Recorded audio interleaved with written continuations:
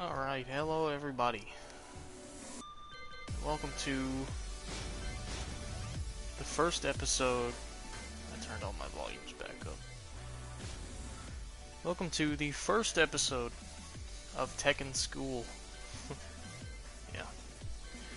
I didn't want to call this a tutorial because a tutorial would indicate that I have nothing more to learn and I'm just teaching, which is not true. I'm nowhere near an expert in Tekken, but I feel like if I can teach at least one person who doesn't know at least one thing, you know, I'll be happy.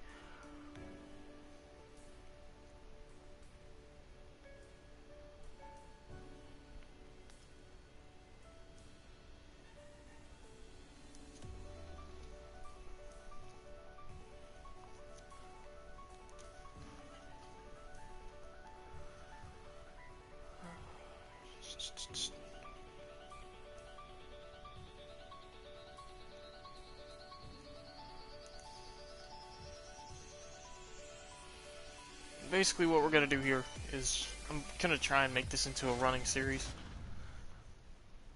For this first episode, I'm going to go over character selection and fundamentals. So, you know, if you're a Tekken expert, this might not be for you.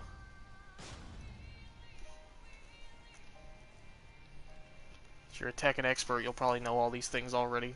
You'll know how to pick a character, you'll know the basics to Tekken, but for new players, this is a good place to start. I'm going to try and go over the basic stuff that you aren't presented when the game starts. You know, side walking and 3D movement and all that.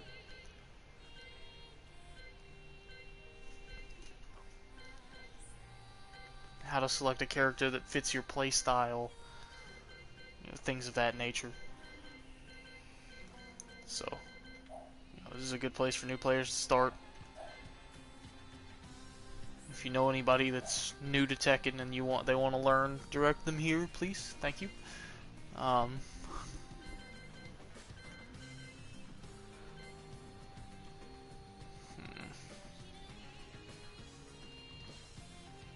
look at my Brian here for a minute. And I'm gonna be using Brian for more than likely the majority of these Tekken School videos because Brian's who I'm most comfortable with, it's who I've spent the most time with. It's, you know, he's my character of choice.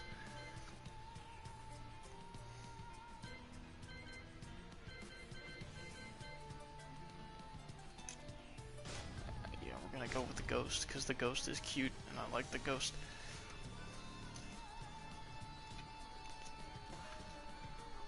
Let me just take that shotgun off. Yeah, there we go. Okay. Calm down. And as you can see, I've got all the characters. I've got the season pass, but let's hop right into practice.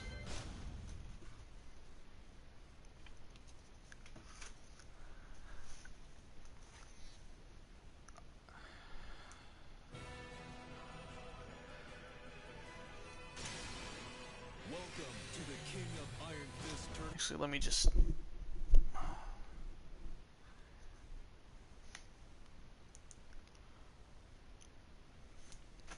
Let me go in here and turn this down a little bit further because I'll be talking more than likely. I'll be talking more often than usual. Clam's here. Welcome to the stream, Clam. Welcome to Tekken School. Take your seat. Grab a pencil. There will be a test. Just kidding, it's a joke. We're gonna go into practice. And first things first, we're gonna go over characters. You know, Tekken's got a lot of characters. Tekken 7 at least. You've got Akuma and Heihachi and blah blah blah. And basically, when it comes to character selection in Tekken, I didn't even know my Kaz was a usurper. When it comes to character selection in Tekken,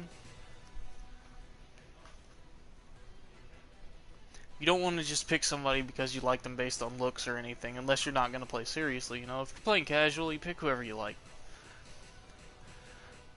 But if you're gonna take Tekken seriously, if you're gonna try and get good at Tekken, you want to pick a character you gel with.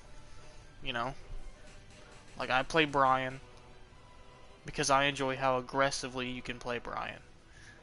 Brian is a counter character. He's got a lot of counter hits. A lot of his moves have counter properties. He's very good when he's up in somebody's face. You know, the same goes for Steve.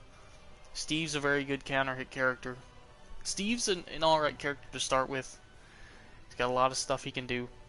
You know, Hwoarang is not a counter hit character. He's one of the harder characters to play. But once you get good with Hwoarang, you're a really good player. Hwoarang is really good. Law is a good place to start. Just to learn the basics, you know, play as Law. He's a very easy character to start with. He's one of the buttons characters like Asuka and Bob.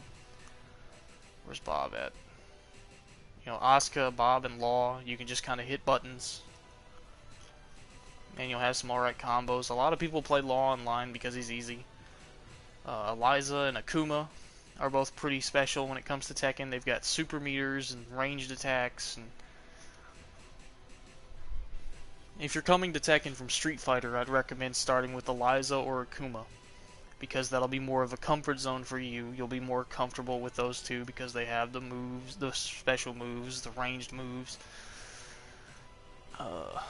Gigas is a rather large character. The large characters in Tekken, Gigas and Jack, they're a little harder to play, you know, because there's no hitboxes in Tekken. Your character's frame is where they can be hit. So a bigger character like Jack or Gigas has a harder time moving around and not getting hit.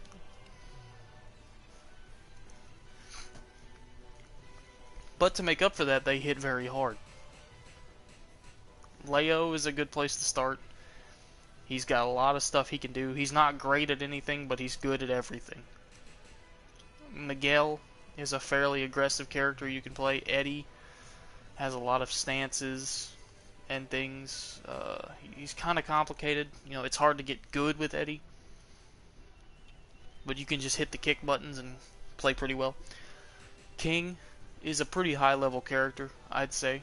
He's got a lot of chain throws and a lot of things that he can do that other characters can't. He's got a lot of buttons to memorize. I would not recommend starting with King if this is your first time ever playing Tekken. King is a very difficult character to start with. The same goes for Lars. He's a very difficult character to start the game with if you've never played Tekken. Lily is alright. Lily is a very high risk character.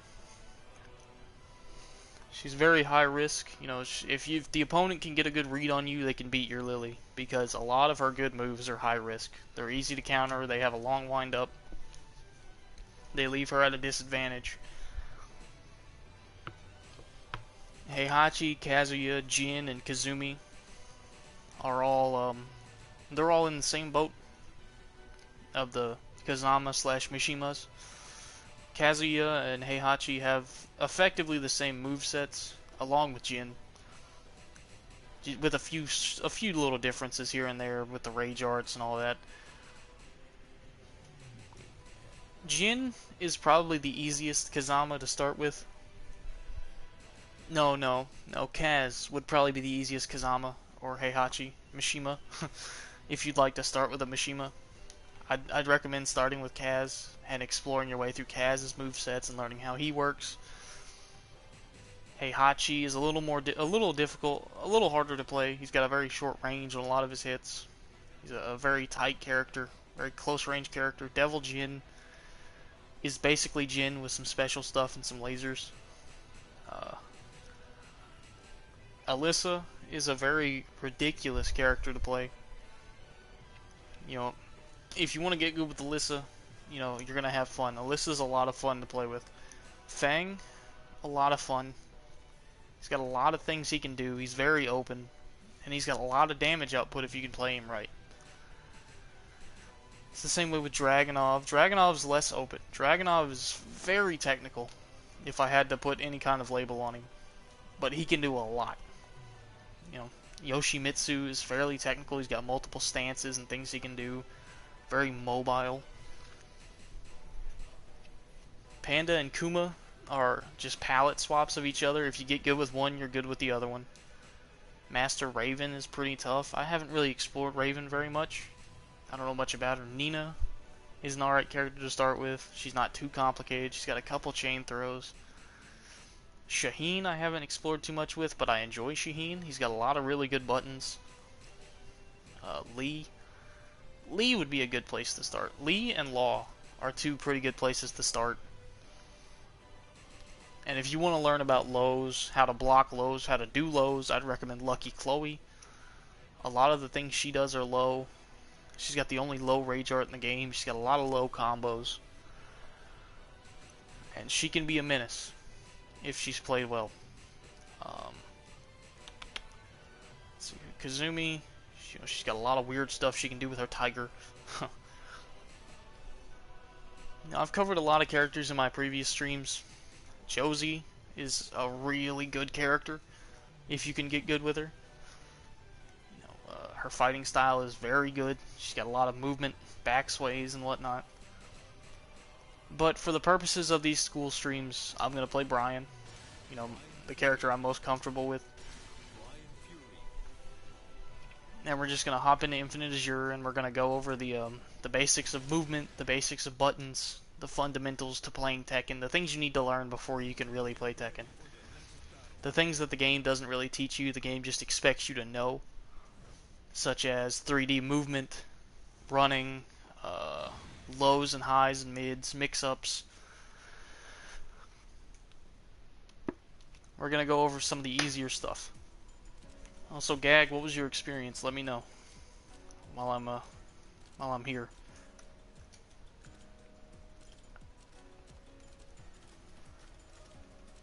Alright, now, Jaden, welcome to the stream. The first thing I'm going to go over is 3D movement. 3D movement is one of the things in Tekken that you have to learn. They won't tell you about it. They expect you to know it because it's a 3D fighting game.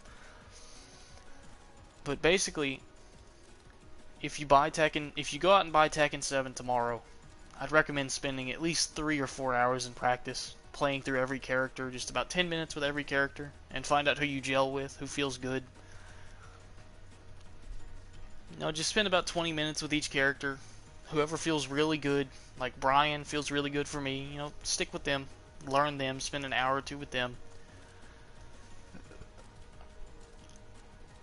And spend a couple hours in practice learning how to move around and how to judge the battlefield and how to judge your distances and everything. But basically we're going to go over 3D movement first. One of the center points of Tekken. Tekken, unlike Street Fighter, Mortal Kombat, and any other fighting game really, except Virtua Fighter, is full, true 3D. You can move in a full circle around your opponent. Just like that. Full circle.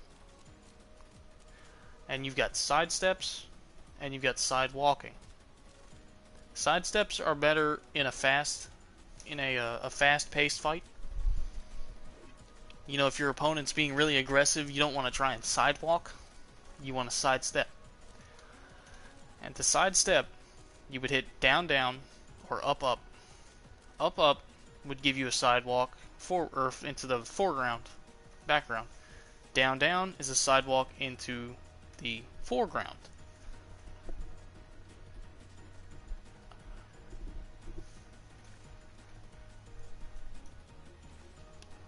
What winded up in the mail, Gag? And you wanna keep in mind that you've got this whole background and this whole foreground, plus this plane in front of you to move around in. You can go this way, you can go that way, you can go this way and that way. You've got multiple directions you can choose to. You can jump, you can crouch. Some characters have wave dashes.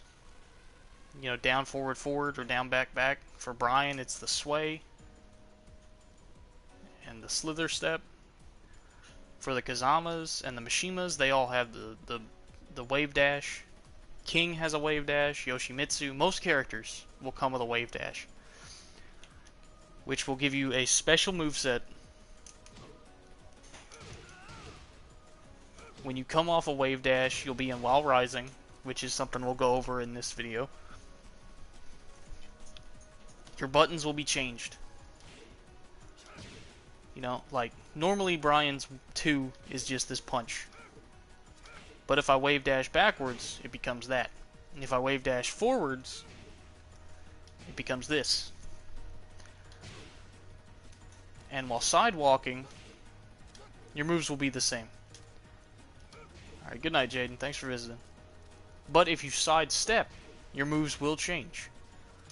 On most characters, you will have a different move attributed to your buttons when you sidestep. Now you have to time that properly. It has to be before the sidestep finishes, but after it starts. Excuse me. If you're in the very last frame of the sidestep, you'll get a basic button. But if you're right after the sidestep starts, you'll have a sidestep move, which is a good way to mix up your opponent. You know, they won't expect you to throw a move out of a sidestep most of the time. It's a good way to keep somebody on their toes. It's a good way to manage your area, to keep your circle limited. You know, if you're sidestepping and somebody throws out a move, number one, you're going to sidestep around it, unless it's a homing move. And then you can hit a button, and you'll get a counter hit, which we will go over. Basically, just keep in mind, you know, spend about, I don't know, 10 or 20 minutes just learning movement. You know, spend about 10 or 20 minutes getting comfortable with your side steps, your sidewalks, your wave dashes, etc. Because that's your best friend. The 3D environment is your best friend in Tekken.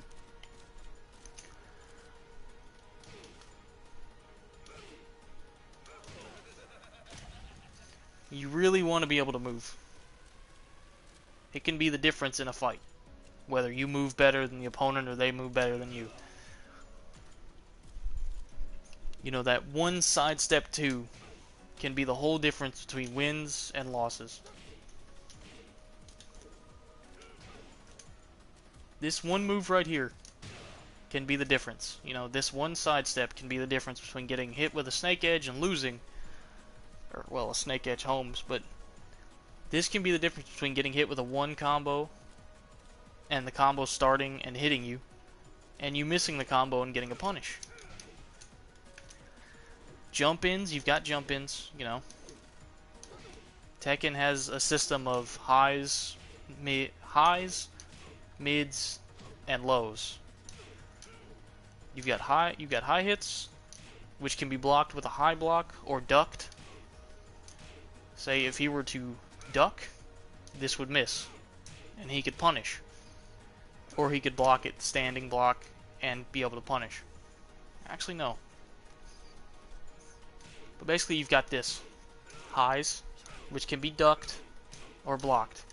You've got mids, which can't be ducked, but can be standing blocked.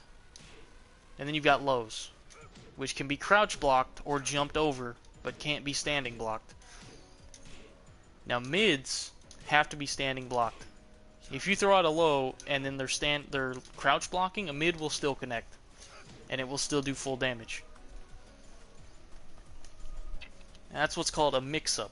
If you throw out a low and then while they're crouch blocking throw out a mid, that's a mix-up. You know, you've gone through their guard to hit them. You want to practice your mix-ups. Get good at throwing out multiple types of moves.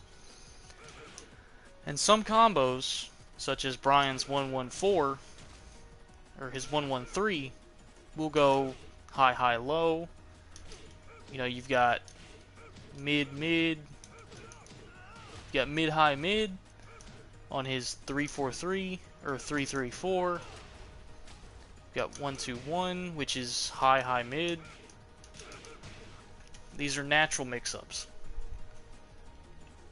It's always smart to pay attention and learn mix-ups, you know? Of course, you're going to know the mix-ups to your chosen character way better than anybody else's. But get to know what a mid looks like, what a high looks like, and what a low looks like. Get to know how to block all three. Be able to react to all three. And basically just read your opponent. You know, if you see this, you know it's a high. If you see that, you know it's a mid. And if you see that, you know it's a low. Basically, just learn to read. Read movements. Read body movements. Tekken's all about body movement. It's all about comfort. It's all about comfort. It's all about reading your opponent, you know? So if I were to throw out a high, two highs, that could be standing blocked. But if I throw out a high, high, mid, that can be standing blocked until the mid. Or if I were to throw out a mid, mid, low, or a high, high, low, that third attack is going to hit. Even if they standing block the first two hits, the third attack is going to connect. Like, we're going to set to standing guard. And see, he'll start to block. But that low still hits.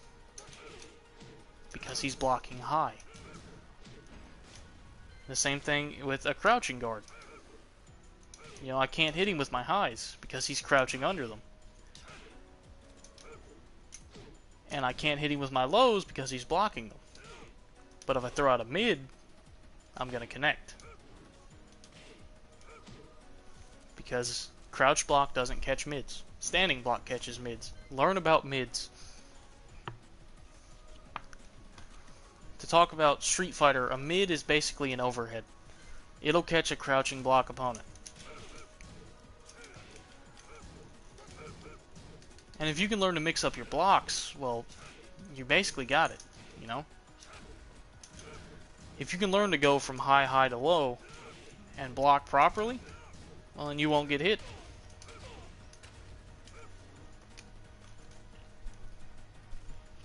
And another important thing that we'll go over in a later video is frame punishing. Basically, let's go into basic buttons. In Tekken 7, you have 4 attack buttons. 1, 2, 3, and 4. Each button is attached to a limb of the character you play as. You know, 1 is your right arm, 2 is your left arm, 3 is etc, etc, you understand. And learning basic buttons won't get you too far, but it's a good place to start. You know, learn what your 1s, 2s, 3s, and 4s do.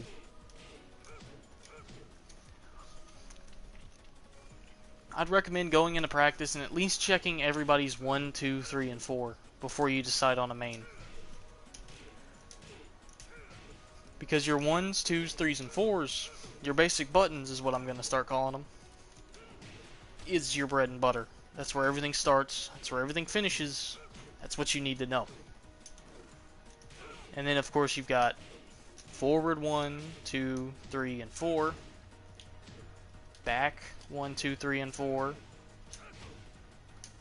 Attaching directions to your buttons will change their properties most of the time.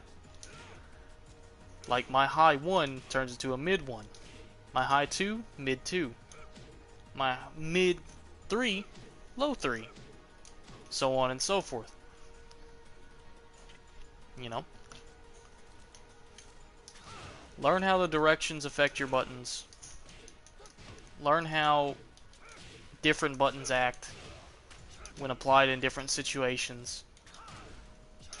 Just learn how things change. Learn how to adapt.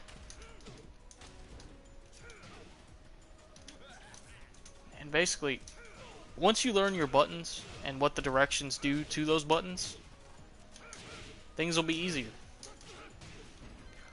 And now we're going to go over some basic commands. We're going to go over some basic symbols that you need to see. Like this. This green symbol right here is a corkscrew. So if I were to get a launcher and then hit that, that extends my combo. An opponent that has been corkscrewed will be on the ground for a few seconds long enough for you to run up and continue your combo.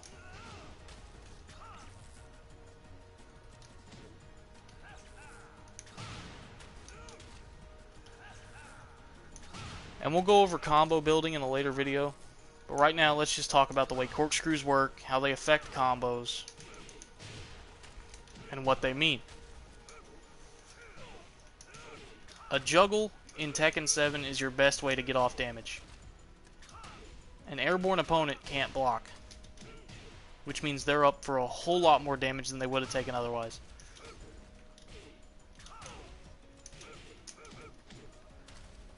You know, learn your corkscrews. I can't stress the importance of learning your corkscrews. And it's different for everybody. Every character has different corkscrews. Some characters have more corkscrews, some have less.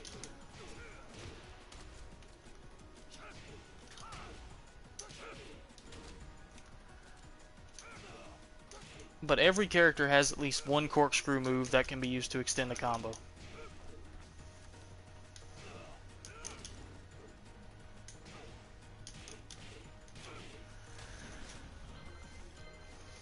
Now, some characters have just a one-hit corkscrew. You know, Brian's forward 4 is a one-tap corkscrew. His I don't think he has any corkscrews other than that are one button. You know, characters like Kaz have a 2-4 corkscrew.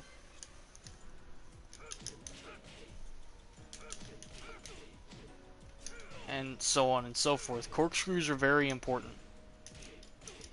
If you want to get good at combos, learn your corkscrews. And learn good enders. We'll go over enders when we get into the combo building video. This blue symbol is a spin out, I think is what it's called. It's basically a homing move. If I were to do this and he were sidestepping, like let's set him to sidestep. Okay. See, when we hit him, he'll sidestep. If I land this move while he's sidestepping, we're just going to record him to sidestep because it'll be faster. Repeat action.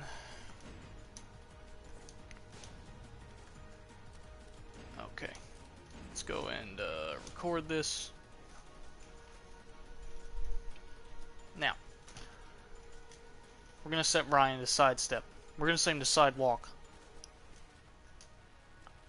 Okay, he's sidewalking. Now,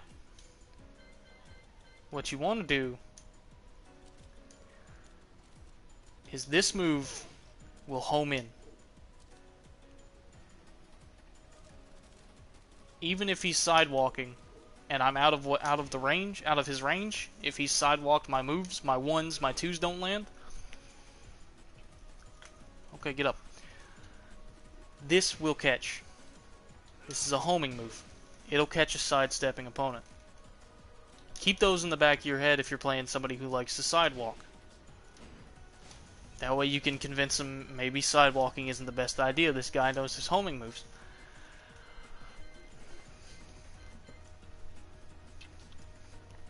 That's a move I overlook a lot, is homing moves.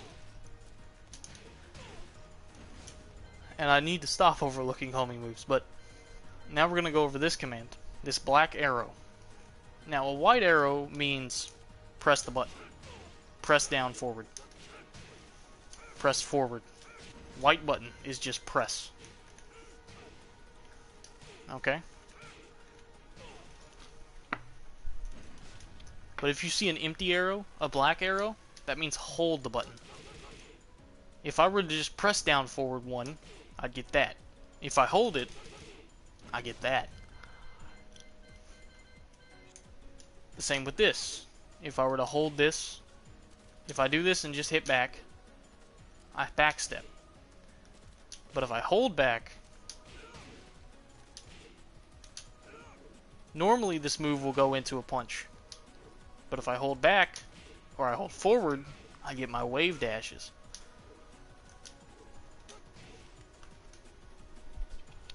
And that can be good for confusing an opponent. You know, they're not going to expect you to wave dash forward off a move.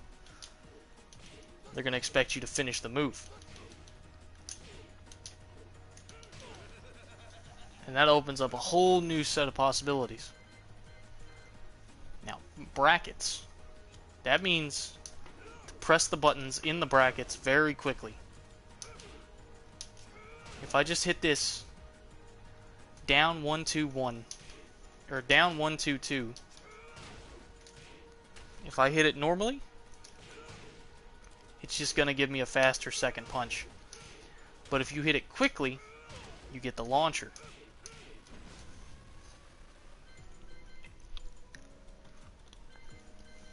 Brackets means press the two buttons in the brackets very quickly. Whether you have to roll over the buttons or just hit them fast, you know, one of the two. That's what you need to do. Just hit them very quickly. Now this symbol, this red symbol, that's an armor move, a power crush. And when you do a power crush, you'll see those white smoke signs. They look like smoke coming off your character. And basically what that does, we're going to record, and we're going to record just some ones and twos, okay? And there you go. Now normally, if I went to attack, he would outspeed me. He would beat me. But if I do a power crush, and your power crush comes out fast enough, and this is another thing about frames. If your power crush comes out fast enough, what it'll do is, hold on, let me land this. Basically, your power crush will eat any highs or mids. Like that. If you time it just right,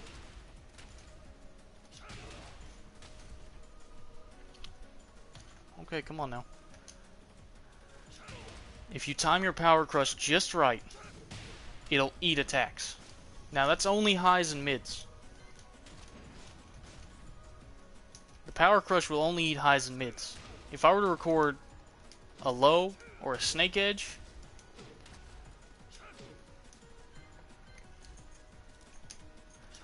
your power crush, come on now. Your power crush cannot eat lows. A low will cancel your power crush. And will give him counter property. See? He goes right under it.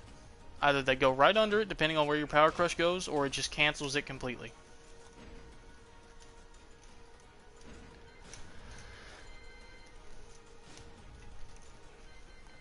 A power crush is a smart move to keep in your pocket. It can give you a good offensive advantage. But always remember that you can't eat a low. You can only eat mids and highs. A snake edge or a low kick will stop that power crush and will put you at a disadvantage. Because the animations are generally really long. Brian's is pretty good because it's fast and it's a high. But for somebody like King, who has a lariat, it'll put you at quite the disadvantage because of the long animation. And then we've got moves you can delay, such as Brian's forward 3. Generally, charge moves will do more damage when fully charged, but they'll leave you at, you know, a disadvantage because you're charging a move. Basically, it'll throw out and do 25 damage if I just do it. But if I fully charge it, it's 33 damage and it gives me an auto counter. So, you know, you've got to weigh your options. Do you want to fully charge the move and get the extra damage, or do you want to just put it out?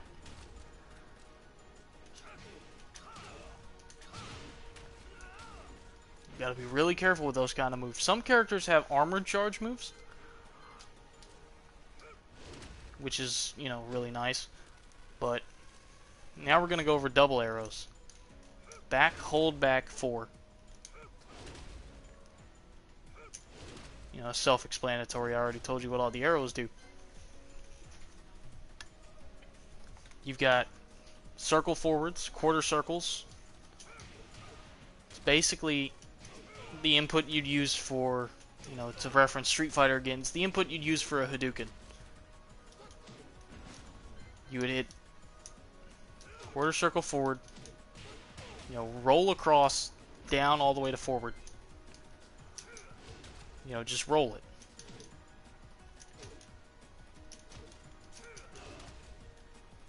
And on a pad, it's not that easy. It's kind of rough to do circles on a pad.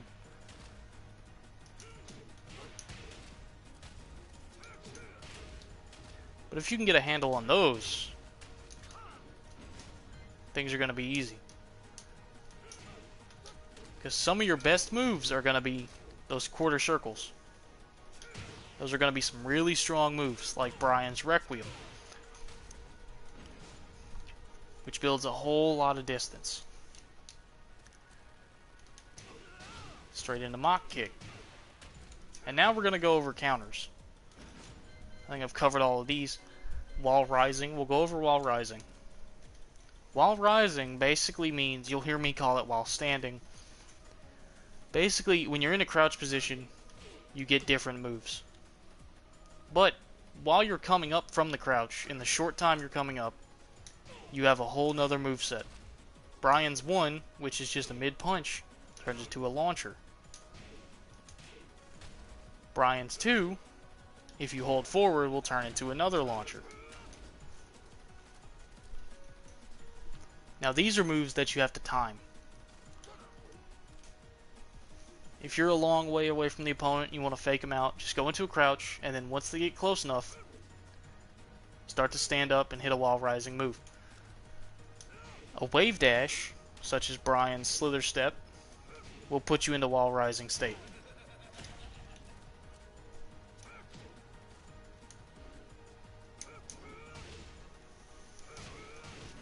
And that's basically all you need to know about while rising. While crouching, you have moves while crouching. Like Brian has Northern Cross, which is a corkscrew. It's a little tough to land, but it's a corkscrew.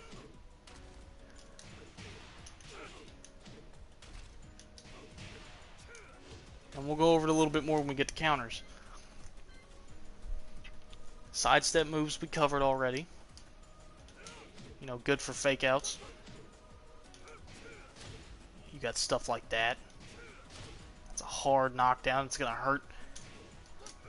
Some characters have taunts, which are generally 3-button inputs. Pretty hard to land on a pad without a stick, because a pad has a hard time registering multi-buttons, more than 2 buttons. Like, I'll get a lot of accidental throws rather than my taunt, because it's hard to register multiple buttons on a pad. If you've got a stick, though, just hit the 3 buttons and you got it. You've got your 10 strings. We'll go over those in the combo building video later on. Basically, and you've got your throws. We'll go over throws. Throws are generally a combination of 1 and 3 or 2 and 4. Such as 2 and 4, which will put you on the opposite side, or 1 and 3, which will leave you on your side. Throws are a good counter for enemies that block a lot. If you're fighting somebody who, let's set you to guard all. If you're fighting somebody who's blocking a lot, you know, somebody who's got a lot of block going on. Why are you not blocking everything? Guard all. If you're fighting somebody who's blocking all your moves, you can't even get your lows out, throw them. A throw will break a guard. Now you've got to be careful with throws, because throws will not hit a low opponent. A crouching opponent, your throw will go right over them and you'll be at a disadvantage because you just missed the throw and you're in the throw animation. Certain characters, like King, have throws that can hit crouching opponents.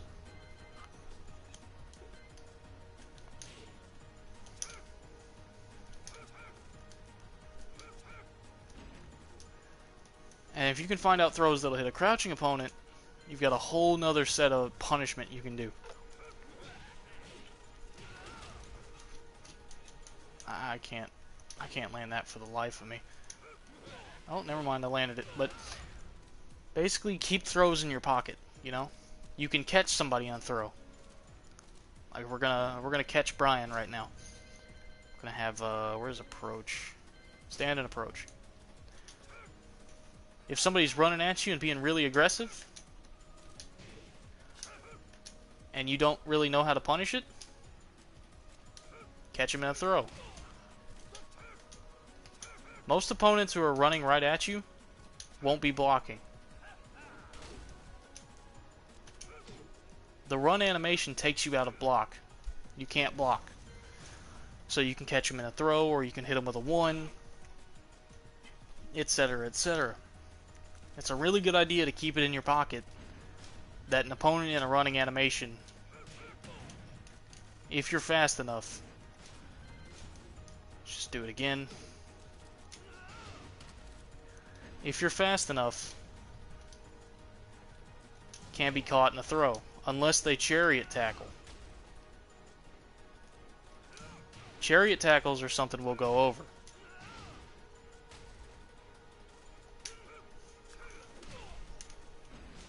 Keep in mind that you can catch a running opponent in a throw. Use that to fake people out, psych people out. It'll catch somebody off guard if you catch them with a throw while they're running at you. And every character has multiple throws, depending on your position, where you are, what buttons you press. You know, if you somehow end up behind the opponent, hit them with a special throw. That's almost always a lot of damage. Like Brian's back throw is 60 damage. That's a side throw. That's another side throw. That's a lot of damage. If you wind up behind somebody and you can hit them with a back throw, that's nice. It's good stuff. Because they can't block anyway. Basically, we're going to go into counter hits now. Tekken 7 uses a counter system, which for characters like Steve and Brian is great. If you can land a move before the opponent lands a move, it'll do more damage and it'll stagger them out of their attack animation. Like if this Brian were to throw out a 1 and I landed a 1 first, it's going to do more damage and it's going to stop him from attacking. We're going to set him to CPU easy just so you can see this. See, he's throwing out moves. Now, if he hits me with something and I outspeed it, that's 7 damage normally. But with a counter hit, it's 8. It's 114% damage. And some moves have special counter properties, like Brian's back 1, which comes out slow, but if you can land a counter with it,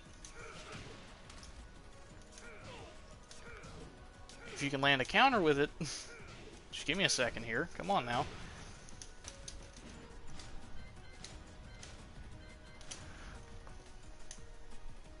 And if you want to practice counters with CPU, hitting all 4 buttons or on a pad R2 will put you in a key charge state, which gives you a fake counter. Brian's back 1 turns into a launcher.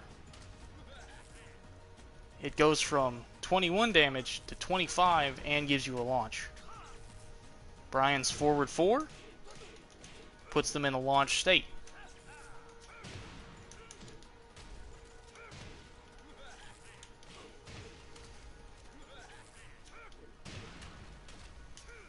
Always keep in mind what you have that does have a counter state and what doesn't.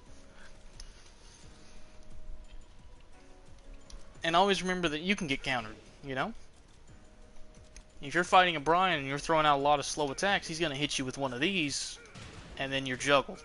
You know, that's heavy damage. It's already heavy damage from being a counter, plus he gets the juggle.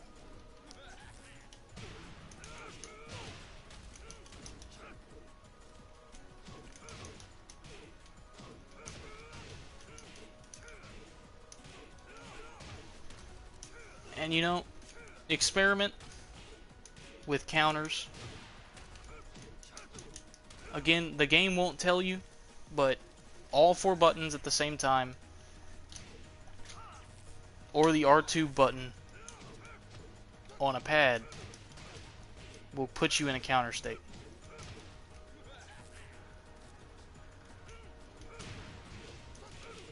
And some moves can double counter, such as Brian's knees. You can counter in the middle of a combo. We're going to set to record.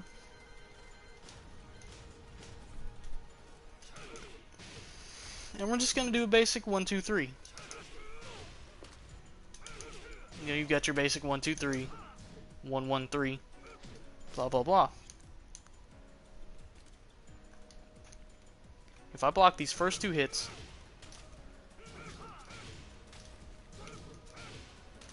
see, Brian's 1, 2, 3 is really good.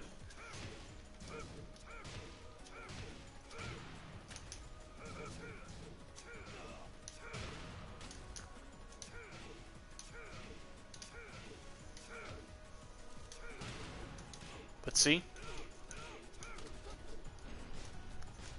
That opens up to punishment. You've got to be very careful about being aggressive. Because being aggressive is what gets you killed in Tekken. Unless you're playing a character that can be aggressive like Brian. You know, unless you're playing a character that specializes in counter hits like Brian or Steve, you really don't want to be too aggressive. Unless you're fighting somebody who doesn't know what they're doing. Like me.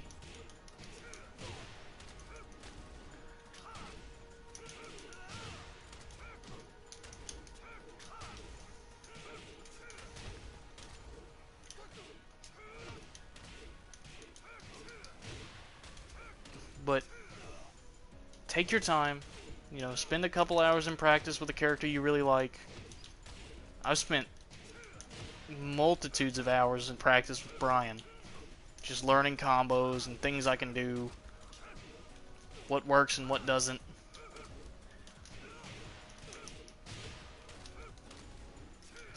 What counters, what doesn't counter, what's good on counter.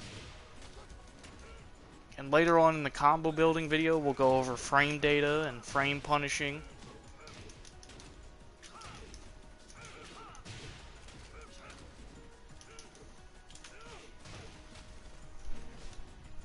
But you just want to keep in mind what you have for counters and what you have to stop a counter. Parrying, you have on certain characters. Jin has a parry, Brian has a parry.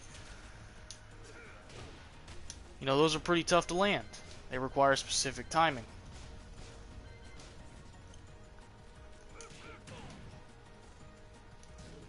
You know, if you're just throwing out ones,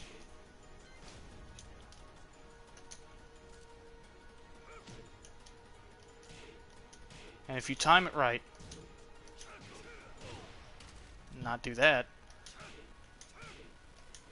you've got a parry. And that leaves him open for a punish.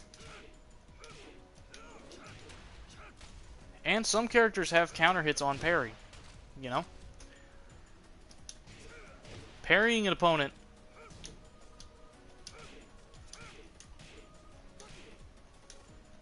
will move them away from you just for a second.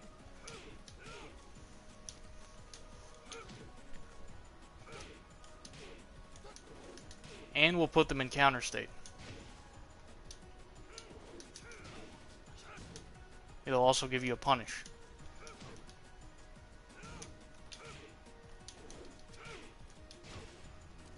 If you've got a short amount of time, you've got counter state off a parry. But if you can parry an aggressive opponent, you've got an advantage. Because they're to your side, you've got counter damage, and you've got the advantage.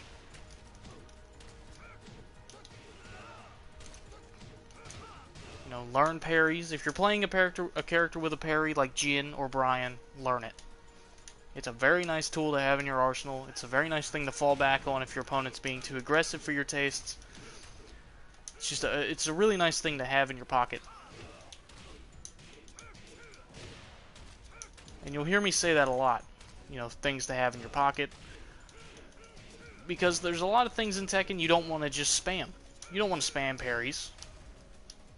It's just going to leave you at a disadvantage. That puts you in counter.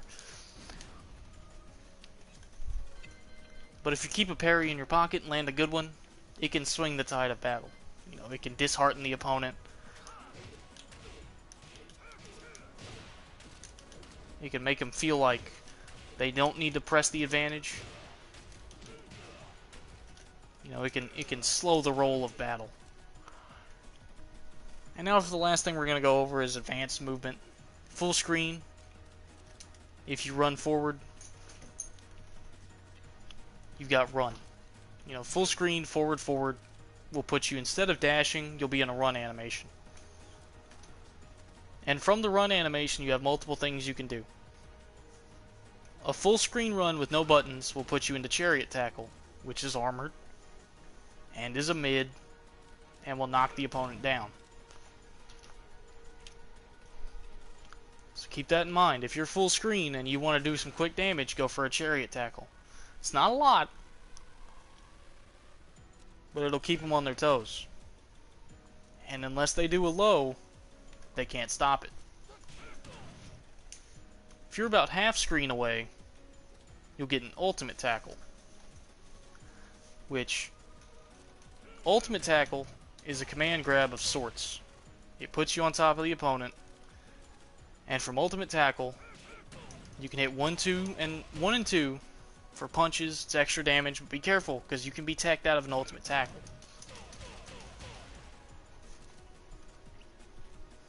And then the last two things to cover in advanced movement are low and high.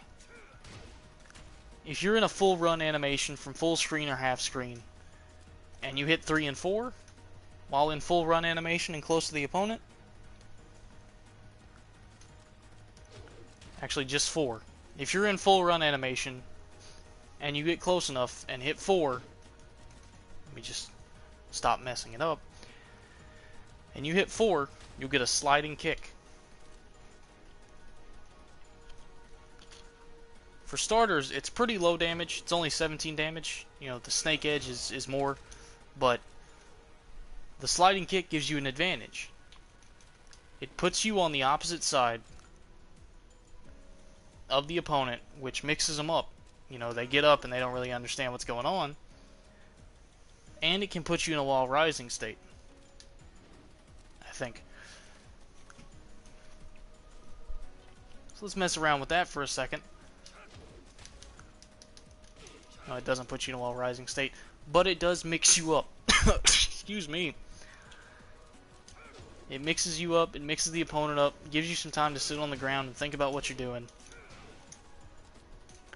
And then the last thing to cover in advanced movement is a full screen run, I think 2. No? 1? Okay, full screen run 1, I believe. No, it's not 1 either. It's either a full screen 1 and 2, or a full screen run 2, or... Okay, full screen run 1 and 2. Instead of giving you the low sliding kick, we'll give you a mid jumping tackle. Now again, it's not very much damage, but it's a good way to keep the opponent on their toes. It knocks them away, but it lets you follow them. You know, it builds just enough distance that you can combo off of it as soon as they get up. They're at a disadvantage automatically because they're on the ground and you're already up. You can't corkscrew off of it, but it does give you an advantage in that it knocks them down and you follow them. And if you're fast enough, you can tie some lows into it. Like, for example, and then immediately Brian's snake edge. Now, that can be blocked if they react fast enough. But it's a solid thing to remember, that you've got that if you're full screen distance away, and you want to close the distance really fast, but that's a mid. So be very careful with it. It can be standing blocked, and if it's standing blocked, it will put you at a disadvantage.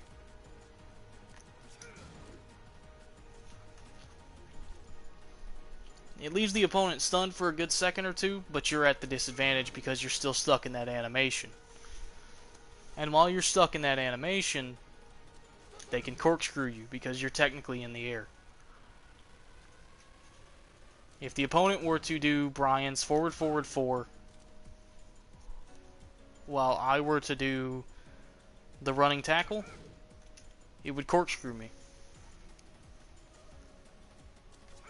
The same goes for the running low slide. That can be blocked as well. And it'll put you at a disadvantage because you're on the ground. You're completely laid down. They can pick you up off the ground with a low. They can ground hit you, which is really good damage with ground hits. Certain characters like Kaz have a stomp, that's a lot of damage.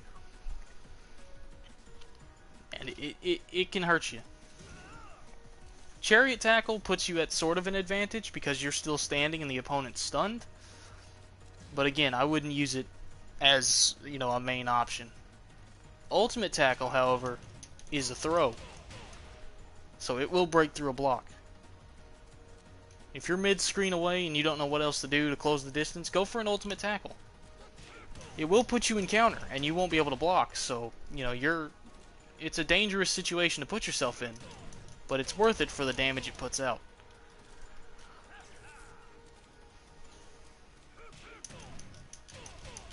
Now, none of these things gain counter damage.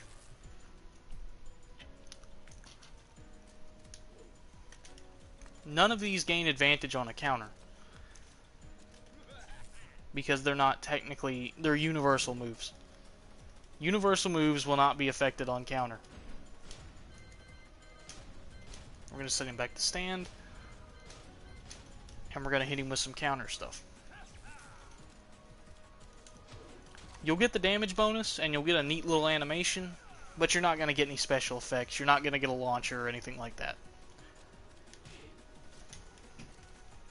You're just going to get extra damage.